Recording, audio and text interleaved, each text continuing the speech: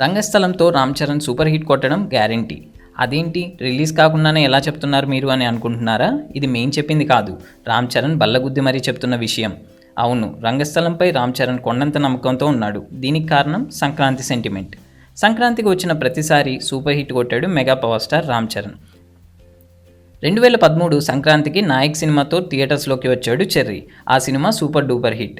ఇక ఆ తర్వాత ఏడాది 2014 సంక్రాంతికి ఎవడు సినిమాను రిలీజ్ చేశాడు రామ్ చరణ్. అది కూడా సూపర్ హిట్ అయింది.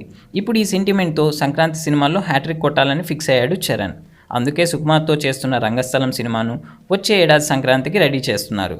సుకుమార్ డైరెక్ట్ చేస్తున్న ఈ సినిమాలో సమంత హీరోయిన్గా నటిస్తున్న విషయం తెలిసిందే. సో ఈ విధంగా రంగస్థలం సూపర్ హిట్ గ్యారెంటీ అని చెప్పొచ్చు. Thanks for watching. For more interesting updates, don't forget to subscribe Filmy Looks.